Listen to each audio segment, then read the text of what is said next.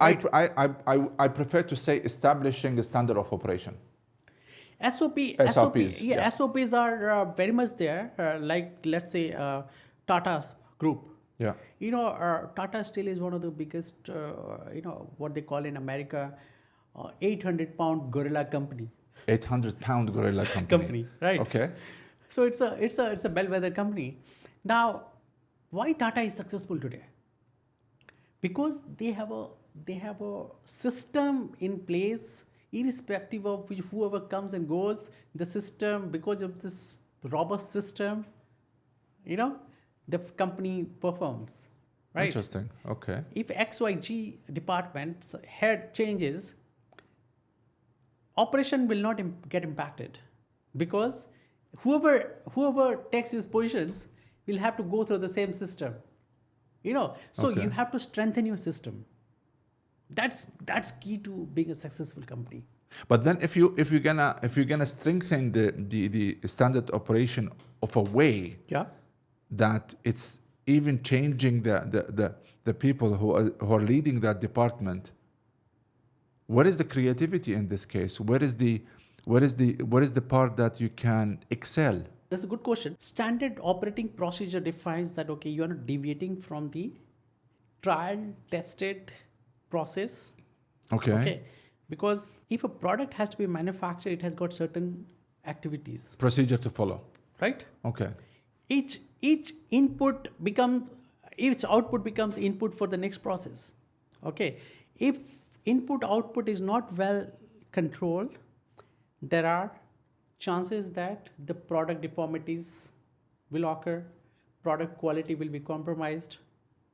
When the product quality is compromised, then what do you face? There is a customer attrition. Yeah. So as a business, you cannot afford attrition of customer. You can afford attrition of labor at times, Yeah. but attrition of customer means there's no repeat business. True. Yeah. Yeah, there was a lack of revenues in this Correct, case. right? So it means that you are not limiting the creativity of improving the product. However, any product will come as a new idea. It has to follow the same set of procedure. Let's create. Let me take this example as the life example, that since you are a consultant now for Tata Steel and you have been involved. Tata Group, because I have been working with other entities also. Tata. Okay. Correction, Tata Yeah. Group. So the latest project that you have launched, it was the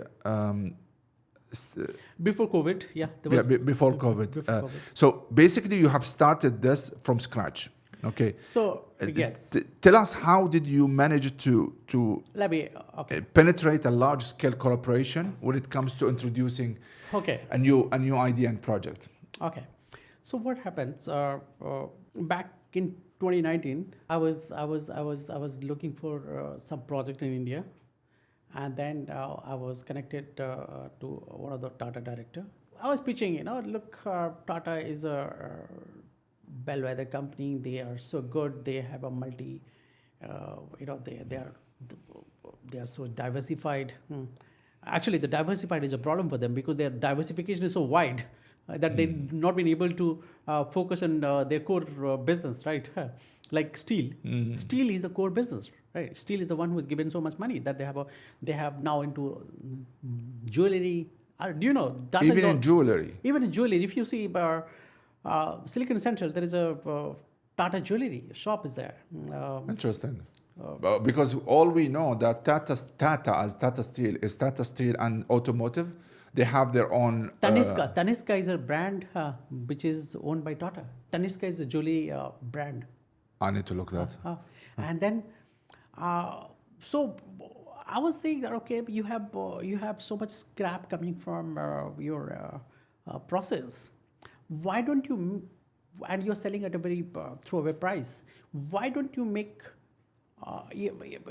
increase the salvage value of those scraps? How do you do this? He said, find a downstream steel product. Yeah. Okay. So what happens? There's an upstream. They buy, they own mines. From there, they make wire rods. From the wire rod, I said, why don't you focus on different product which can be used from the scraps? So that was my first pitch. I said, wow, this is a wonderful idea. I mean, that's how we started working, and then that is the story the way we started working together, and yeah, today they are making good margin on this So business. for me, if I will translate it in today's modern world of someone want to enter to the market, I would say find a niche that you can bring in value to the user, to the market, and basically amplify why it's required for this market. Because what you have done is you bring the attention that instead of selling scrap metal with a cheap price, you can invest a little bit, build it in a better way that's going to be an end product that you can sell it with XYZ markup. So what happens? We all talk about upstream, downstream, and midstream. Yeah. Okay. Sometimes the company is only focused on their own core, which is a midstream, and they think that okay, once I make the product, then I sell in the market, and then let others make the downstream product. This is the thought process behind most of this company. Now they said, okay, if you're focusing on upstream, midstream, downstream, that means you're capturing, you're increasing your market size, right? Steel is ubiquitous, steel everywhere, right? There is no substitute for steel. True. Okay, you talk about It's used everywhere, in every kind of... You talk about breezes, you talk about construction housings, you talk about in the mics. yeah, Everything. everywhere, right? Yeah. So there's no substitute for steel. So let's figure out how we can increase our customer base through a downstream steel product. Okay. Interesting. So this is it's about, and then what happens? You are not only getting into downstream, you're also diversifying your product. So again, as we started this podcast, you cannot be a singular revenue stream company, singular product company, right? Yeah. You have to have a multiple product for different geographical, different industry. So as a takeaway for our listeners, unfortunately, our time for this episode is almost getting over. Oh. So one Okay. interesting.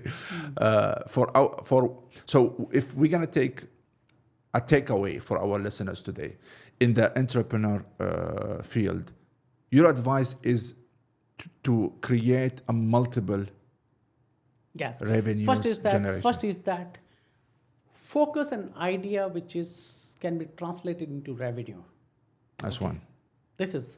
Second thing is that focus on a multiple geographical region so that you can complement, supplement. Sometime if it's freezing in US, freezing in Europe, Yeah, you can. you have a market in Middle East. Understand. Right. Yeah, that's a good idea as well. Third thing is that always stay financially disciplined. You cannot spend more than what you earn. That could be a problem. Yes. Yeah, because you tend, when you launch your business idea, you tend to go spending, because in back of your head, I need to spend on this, I need to spend on the marketing, I need to spend on the website, I need to spend in certain assets. So sometimes you can lose track, honestly, That's a key. So financially discipline is a must. You need to be very disciplined financially, because if you don't take care of money, the money will not take care of you. It cannot be simpler than that, isn't it? Yeah. One day money will desert you. I mean, right? I mean, the entrepreneur, right? It's true. Yeah, it's true.